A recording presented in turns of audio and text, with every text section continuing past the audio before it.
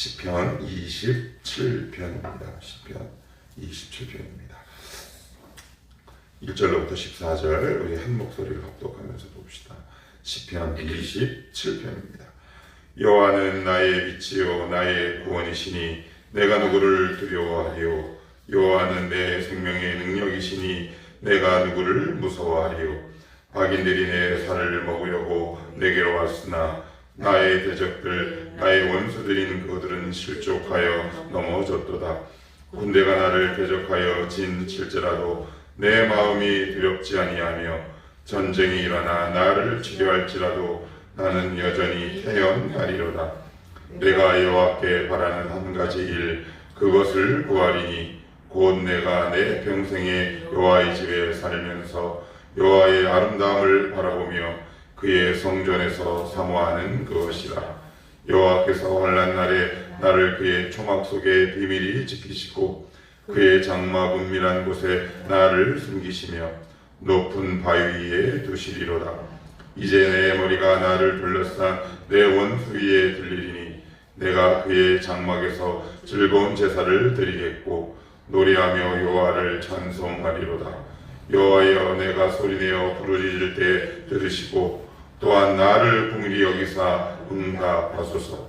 너희는 내 얼굴을 찾으라 하실 때 내가 마음으로 주께 말하되 여호와여 내가 주의 얼굴을 찾으리라 했나이다.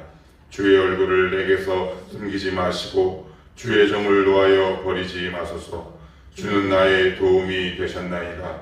나의 구원의 하나님이시여 나를 버리지 마시고 떠나지 마소서. 내 부모는 나를 버렸으나 여호와는 나를 영접하시리이다. 여호와여 주의 도를 내게 가르치시고 내 원수를 생각하셔서 평탄한 길로 나를 인도하소서. 내 생명을 내 대적에게 맡기지 마소서. 위중한 자와 악을 통하는 자가 일어나 나를 치러함이니이다. 내가 산자들의 땅에서 여호와의 선하심을 보게 될 줄 확실히 믿었도다. 너는 여호와를 기다릴지어다. 강하고 담대하며 여호와를 기다릴지어다. 아멘. 예, 우리가 시편을 지금 쭉 살펴보고 있습니다. 시편을 여러분들 읽고 아니면 우리가 말씀을 함께 관찰하고 볼 때 어떤 느낌이 드시는지 모르겠습니다. 여러분들 시편을 계속 보시다 보면 하나의 어떤 그림체가 좀 완성이 되면 좋겠다 싶습니다. 그 이야기는 뭐냐면 시편에서 말하는 복은 하나님께 피하는 것이다 라고 얘기합니다. 계속 반복합니다. 피난처, 요새, 반석 이런 표현들이 시편 150편까지 무한 반복됩니다.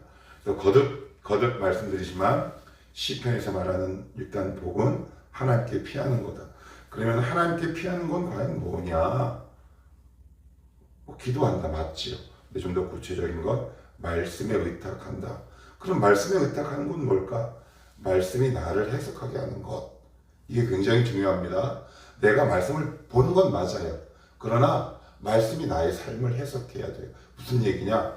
다윗은 꼭 어떻게 말씀을 접근했냐 하면 예를 들어서 내가 어떤 문제가 이렇게 발생을 해요.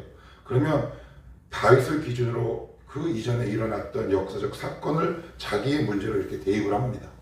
하나님, 저 사건은 바로 나의 문제와 같습니다. 그래서 성경을 읽으면서 이거 내 문제인데?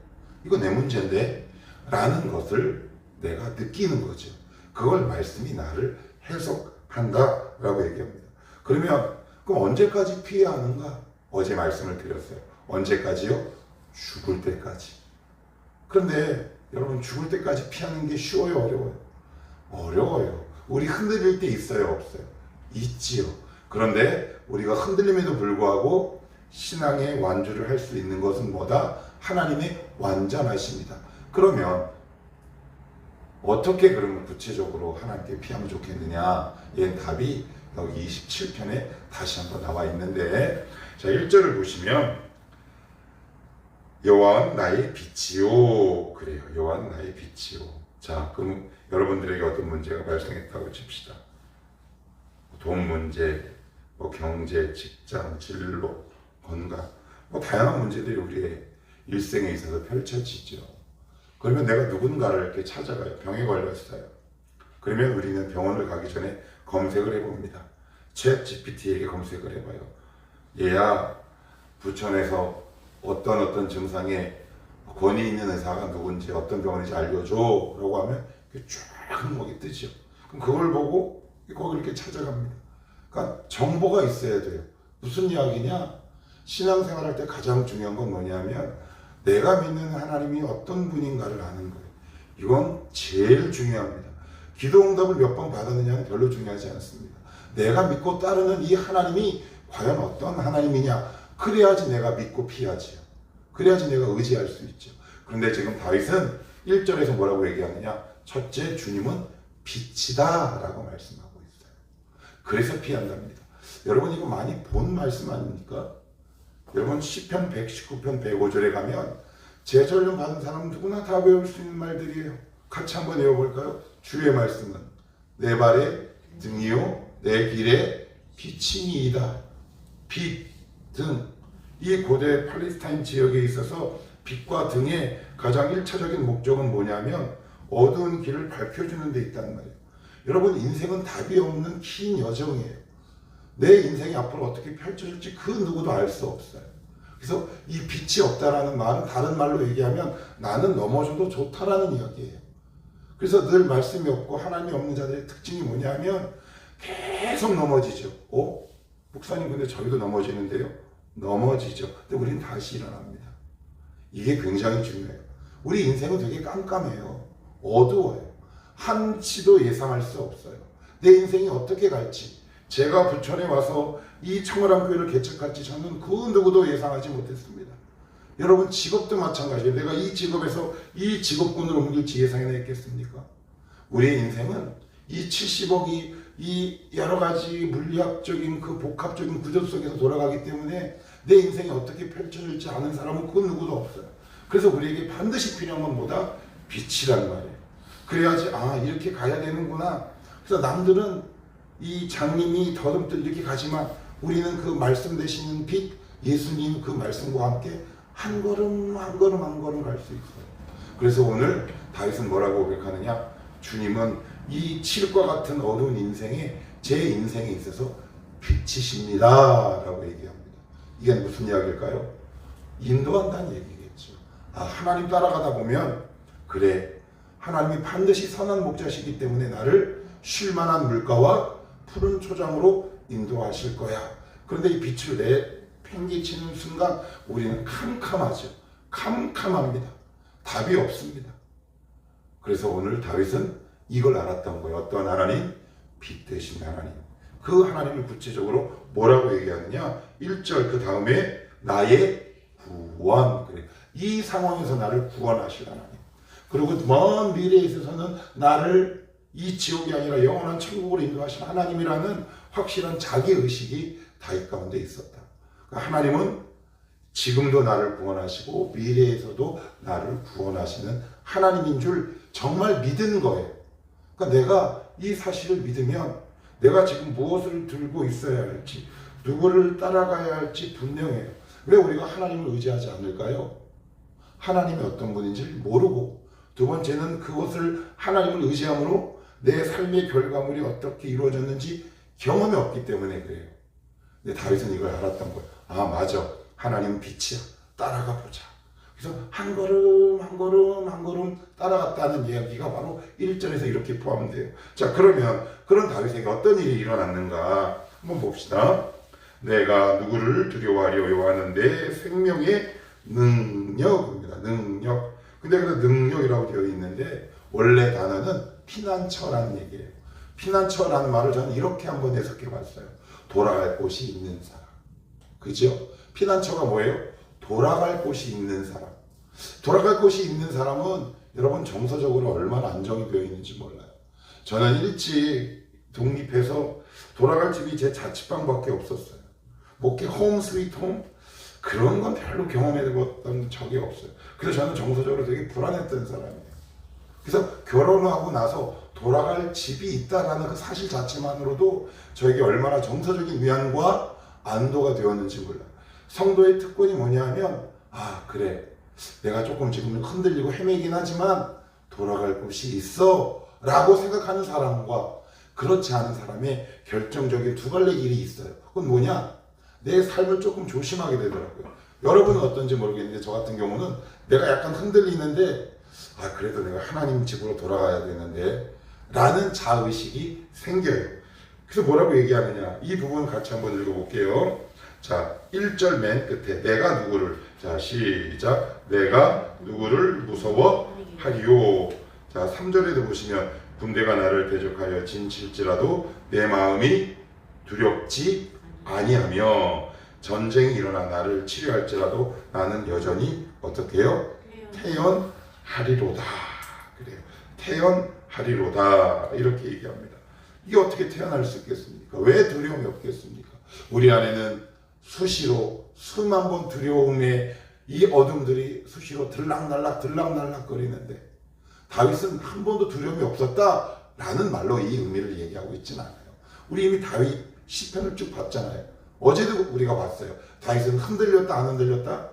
흔들렸어요. 비틀비틀 거리면서 가는 거예요. 그런데 그 과정에서 무엇을 배우느냐? 하나님 내가 피하고 보니까 하나님이 내 안에 역사하시기 시작해서 결국 나의 신앙의 최종 시선이 하나님께 가 있게 만드는구나 라고 깨닫게 되는 거죠. 그래서 신앙생활을 자꾸 하시다 보면 나도 모르게 어떤 믿음의 힘들이 생기느냐, 문제는 여전히 일어나요. 여러분 기도 많이 하면 문제가 없나요? 그런 일 없어요.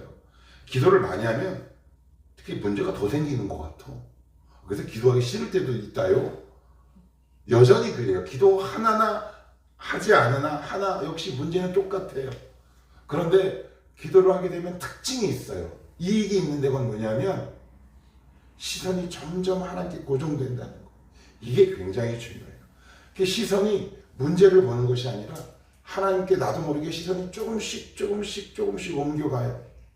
그러면서 그 안에 불안했던 마음이 녹아지고요. 그리고 하나님을 향해 집중하게 돼요. 그것을 4절에서 결정적으로 다윗은 이렇게 고백해요. 우리 4절은 같이 한번 읽어볼게요. 시작. 내가 여호와께 바라는 한 가지 일, 그것을 구하리니 곧 내가 내 평생에 여호와의 집에 살면서 여호와의 아름다움을 바라보며 그의 성전에서 사모하는 그것이라. 아멘. 이거 저 어제 말씀을 준비하는데 제가 예전에 읽었던 한 개척교회 목사님의 기도 제목이 떠오르더라고요. 제가 예전에 한번 말씀을 드렸죠. 교회가 잘 되지도 않고 이것저것 너무 힘든 한 목사님이 하나님 앞에 어느 날 이렇게 그래요. 기도했답니다. 하나님 이것도 들어주시고 저것도 들어주시고 이것도 들어주시고. 근데 어느 날 하나님이 정말 나타나셨대요. 짠하고. 그래, 네가 오늘 나에게 구하는 건 내가 들어줄게. 한번 얘기를 해봐. 그랬더니 그 목사님이 하나님 교회를 좀 부흥하게 해주십시오. 그래, 내가 오케이 그것도 들어주마. 진짜요? 하나님, 제가 그 몇 가지만 더 얘기할게요. 좀 물질적으로 좀 넉넉했으면 좋겠어요. 오케이, 그것도 들어주겠다. 또 있느냐? 예, 우리 와이프가 건강했으면 좋겠습니다. 오케이, 내가 그것도 들어주겠다. 조금 더 얘기해도 될까요? 저기 미국에 가 있는 유학하고 있는 우리 아이들이 지금 돈 문제 때문에 너무 힘든데 내가 그것도 좀 부탁해도 될까? 오케이, 내가 그것도 들어주겠다. 혹시 더 없냐? 한 가지 있는데 혹시 저 북한에 있는 놈들 좀 어떻게 좀 회개 좀 시켜주시면 안 되겠습니까? 오케이, 들어주겠다. 그러나 내가 이 4가지 5가지 기도 제목을 들어주고 나는 너를 떠난다. 그랬더니 목사님 뭐라 그랬을까요? 안 됩니다. 그것만은 안 됩니다. 알겠습니다. 4절이 바로 그 뜻이에요. 여러분 다윗에게 한 나라의 왕이어서 기도 제목이 이렇게 없겠습니까? 한번 생각해 보십시오. 왕이라는 직업은 여러분 기도할 게 너무 많아요. 그치요? 나라 잘 살게 해주시고 나라가 태평하게 해주시고 주변 이웃 나라들과 문제가 없게 도와주시고 이 나라가 부강한 게 얼마나 많습니까? 그런데 다양한 기도 제목 가운데 딱 하나 뭐라고 얘기하느냐? 하나님의 집에 살겠다라는 얘기합니다. 여기서 말하는 집은 여러분 많이 들어보셨어요. 베델 들어보셨죠? 하나님의 집. 또 있어요. 베들레헴 떡집 들어보셨죠? 예, 여기 베트는 집이란 뜻도 있지만 더 중요한 뜻이 있어요. 그건 뭔지 아세요? 가족이에요. 가족. 저 하나님의 가족으로 살고 하나님이 어떤 분인지 알고 있는 사람만이 할 수 있는 기도 제목이에요. 그러니까 지금 다윗은 수많은 고난을 겪으면서 그의 믿음이 어디에 집중되냐 하면 하나님께만 딱 고정되는 거예요. 아, 그래서 제가 오늘 원고 이렇게 한번 적어봤어요. 하나님께 진정 원하는 것이, 하나님께 진짜 바라고 원하는 것이 무엇인지 정직하게 살펴보십시오. 혹시 하나님을 구하는 것이 아니라 하나님의 능력을 구하고 있다면 나를 좀 불쌍히 여겨달라고 기도하십시오. 저도요, 기도하다 보면 이런 기도가 많습니다. 하나님 자체를 구하는 기도가 아니라 하나님의 능력을 구하는 기도가 참 많더라고요. 그런데 더 놀라운 건 뭔지 아세요? 하나님은 그런 저의 기도를 수용해 주세요. 그래, 그럴 수 있어. 네 믿음의 지금 실력에선 그럴 수 있어. 나무라지 않으세요. 그러면서 우리의 믿음이 점점점 자라나는 거예요. 자, 그러면 그 가족이 됐다는 말은 무슨 얘기냐? 무슨 이야기일까요? 여러분, 가족은 누가 책임져요? 가장이 책임지잖아요. 가장이 누구예요? 하나님이시죠. 이걸 안 거예요. 그러니 가장의 보호 아래 자기는 이 인생을 마음 편하게 마음껏 살아갈 수 있는 거죠. 내 위에 누군가가 나를 확실히 붙들고 있고 책임진다라는 이 사실이 있는 사람이 밖에 나가서 친구들과의 관계나 아니면 사회관계에 있어서 기죽을 이유가 하나도 없는 거죠. 당당하고 떳떳한 거예요. 그런데 이 확신이 없으면 우리는 누굴 만나도 자꾸 기가 죽더라고요. 우리는 가족입니다. 하나님의 가족. 가족은 누가 책임진다? 하나님, 가장이 책임지십니다. 여러분의 단 하나의 기도 제목이 어떤 기도 제목이 있으십니까? 다윗은 이렇게 기도합니다.